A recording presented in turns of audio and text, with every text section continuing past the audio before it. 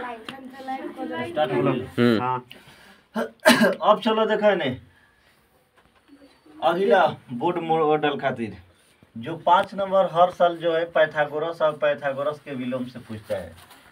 जो लिखा गया है हमारा जो है पाइथागोरस प्रमेय है।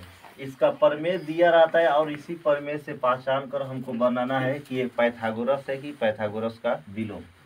इसमें पहचानने का नियम है कि दिया है कि एक समकोण त्रिभुज में कर्ण का वर्ग शेष दो भुजाओं के वर्गों के क्या होता है बराबर होता है।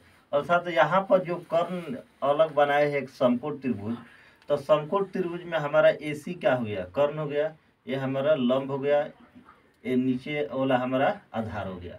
जब दोनों को जोड़ते हैं तो हमारा कर्ण के क्या होता है बराबर आता है स्क्वायर करने पर। तो उसी प्रकार से एक त्रिभुज में हमको सिद्ध करना है इसमें कि AC स्क्वायर बराबर AB square plus BC square होता है। अब उसके बाद सबसे पहले जो दिया रहता है उसको लिखते हैं। त्रिभुज त्रिभुज बना दिए, या त्रिभुज यहाँ पर दिया है ABC एक समकोण त्रिभुज है, तो समकोण जिसका कोण B हमेशा का होता है समकोण होता है, तो B समकोण बना दिए।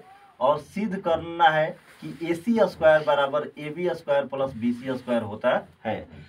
और उसके बाद जो है पहला स्टेप, दूसरा, तीसरा में हमको रचना रहता है तो करते हैं, और नहीं रहता तो नहीं करते हैं। रचना में यहाँ पर है BD जो है AC पर का है लंब है, तो वही लिखा है BD लंब AC। और प्रमाण में जब चलते हैं तो दो त्रिभुज, एगो ABD एक लेते हैं ABD, ए साइड वाला लेते हैं, और दूसरा का लेंगे ABC जिसमें बड़ा त्रिभुज में बना है वो हमारा। तो दोनों का होगा आपस में समरूप होगा। समरूप होगा तो हमारा समरूप का नियम होता है भुजाएं आपस में क्या होती है समानुपाती होती है।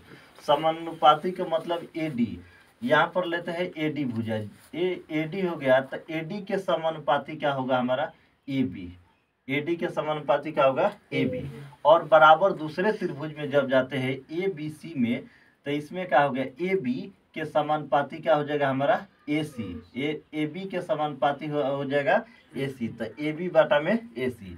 अब उसके बाद क्रॉस गुणा करते हैं, तिरछा तिरछी गुणा कर देंगे तो AB गुणे AB, तो AB स्क्वायर, अब बराबर यहाँ पर है AD या गुणे AC, इसको मान लेते हैं समीकरण 1। और पुनः त्रिभुज में चलते हैं BDC लेकर, यहाँ पर क्या करेंगे तो BDC अब त्रिभुज लेंगे, जैसे हो गया BDC, इस भाग वाला त्रिभुज लेंगे, और उसके बाद लेंगे बड़ा त्रिभुज हम ABC लेंगे, ABC दोनों में लेंगे। तो BDC में हमारा जो CD है C और D, यहाँ जो CD रेखा है ये किसके समानुपाती होगा, तो ये हमारा हो जाएगा BC के, जब इस साइड से चल रहे हैं तो BC के। और उसके बाद जब BC को लेते हैं तो BC किसके समानुपाती होगा, तो AC के का होगा हमेशा समानुपाती होगा, तो BC बटा में हो गया हमारा AC। अब फिर इसको क्रॉस गुणा करेंगे, यहाँ पर भी क्रॉस करेंगे, तो BC गुणे BC हमारा क्या हो गया BC स्क्वायर है, इधर हो गया AC गुणे CD या CD गुणे AC, ये हमारा हो गया समीकरण 2।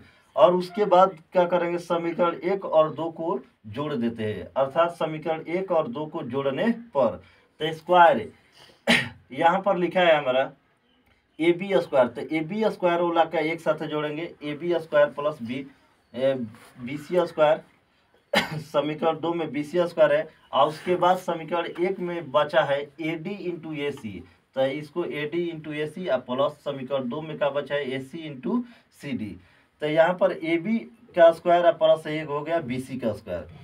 इस दोनों में देख रहे हैं कि AC क्या है कॉमन है, जो AC कॉमन है तो इस AC को बाहर निकाल लेते हैं, तो बचा हमारा क्या है AD plus CD, AD plus CD बच गया, तो AB square plus BC square इस साइड का जेब का त्यों उतरेगा, इसमें कोई दिक्कत नहीं रहेगा।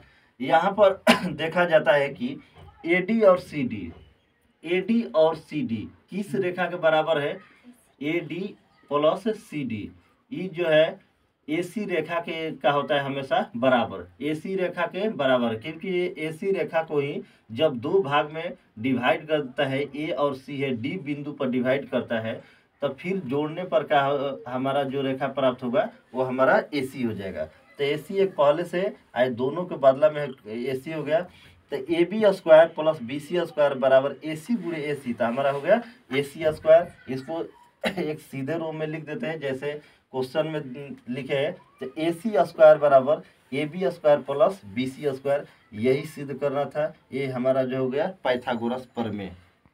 जी खत्म।